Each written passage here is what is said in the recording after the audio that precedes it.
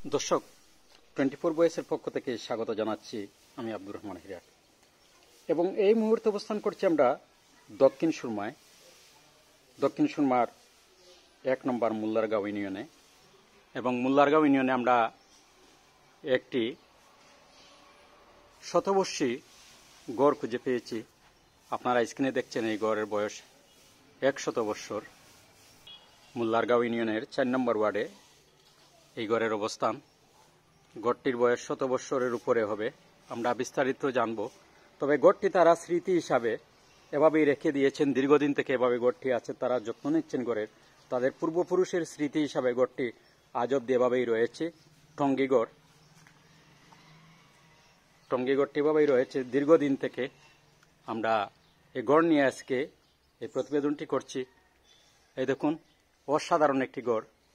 আজ থেকে 100 বৎসর পূর্বে গড়টি তারা নির্মাণ করেছিলেন টঙ্গীগড় নামে। এই টঙ্গীগড়টি আজ অব্দি রয়েছে। টঙ্গীগড়ে একসময় মানুষের বিভিন্ন ধরনের সমস্যার সমাধান হতো টঙ্গীগড়ে বসে।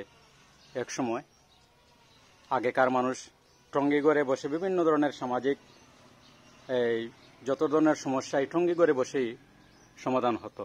আর এই সেই টঙ্গীগড়, যে গড়টির বয়স 100 বৎসর। এই দেখুন, কাঠের ছাদ, কাঠ এবং ইট সুরকির সংমিশ্রণে গড়টি নির্মাণ হয়েছিল আজ থেকে 100 বৎসর পূর্বে। এই দেখুন গড়ের ছাদ, এই পুরো গড়টি আপনাদেরকে দেখাচ্ছি।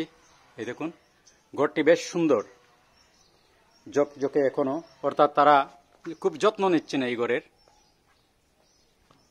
দীর্ঘদিন থেকে গড়টি এভাবেই রয়েছে, যদিও গড়টি বন্ধ দেখা যাচ্ছে, তবে গড়ের যত্ন নিচ্ছেন তারা। তাদের পূর্বপুরুষের স্মৃতি হিসাবে গড়টি আজ অব্দি এরকমই রয়েছে। অসাধারণ গড়টি। এই দেখুন, আমরা সিলেটের ইতিহাস ঐতিহ্য নিয়ে কাজ করি, যেখানে পুরাতন গড়, পুরাতন বাড়ি, মসজিদ, মন্দির, সিলেটের ইতিহাস ঐতিহ্য নিয়ে আমরা কাজ করি। ভবিষ্যৎ প্রজন্মের জন্য আমরা কাজ করি। তারই ধারাবাহিকতায় আমরা আজকে এই গড়টি নিয়ে আপনাদের মাঝে উপস্থাপন করছি। আর এবং গড়ের বিস্তারিত আমরা এই বাড়িতে যারা আছেন, আমরা ওনাদের সাথে আলাপ করে আরো বিস্তারিত জানার চেষ্টা করব। আপনারা আমাদের সাথে থাকুন। আমি মোহাম্মদ সৈয়দুর রহমান, আমার বয়স 65 বছর চলে। এটা গড়টা আমাদের পূর্বপুরুষের, আমরা ছোটবেলা থেকে দেখে আসছি এইরকম। আমাদের এই গড়ের একটা ঐতিহ্য আছে। এটা আমাদের বড় চাষার নাম আছে হাজি সুরমিয়া, তালতলা বাসা উনি নাই।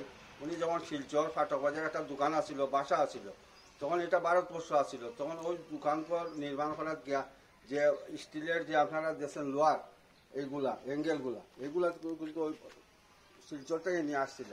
এবং শিলচর থেকে নেওয়ার পরে এটা আমার দাদা এবং চাচা, বড় চাচা মিলিয়া বানাইছিল। এবং এটা আমরা ঐতিহ্য হিসাবে ধরিয়া রাখছি।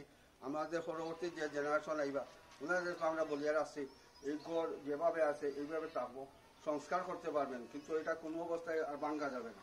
যেহেতু এটা আমার বাপ এবং দাদার স্মৃতি, আমরা এটা ধরিয়া রাখছি এবং ভবিষ্যতে ধরিয়া রাখবো ইনশাল্লাহ। অসাধারণ একটি বাড়ি। আর এই বাড়ির সামনে রয়েছে একটি পুকুর, আর পুকুরের পার ঘেঁষেই রয়েছে এই টঙ্গীগড়ের অবস্থান। এই দেখুন, এই সেই টঙ্গীগড়। দর্শক, আমরা চেষ্টা করে সিলেটের ইতিহাস ঐতিহ্য নিয়ে কাজ করার, ধারাবাহিকভাবে আমরা কাজ করে যাচ্ছি। সিলেটের ইতিহাস ঐতিহ্য তুলে ধরছি 24 বয়েসের মাধ্যমে। তারই ধারাবাহিকতায় আজকে আমরা এই গড়টি নিয়ে প্রতিবেদন করছি, আপনাদের মাঝে উপস্থাপন করছি এই গড়টি। আপনাদের আশেপাশে এ ধরনের কোনো স্থাপনা, পুরাতন কোনো স্থাপনা থেকে থাকলে আপনারা কমেন্টের মাধ্যমে জানালে আমরা চেষ্টা করব সেসব স্থাপনা নিয়ে প্রতিবেদন করার। তো দর্শক, আমরা আমাদের প্রতিবেদনটি শেষ করব। সবাই ভালো থাকুন, সুস্থ থাকুন, নিরাপদে থাকুন। আল্লাহ হাফেজ।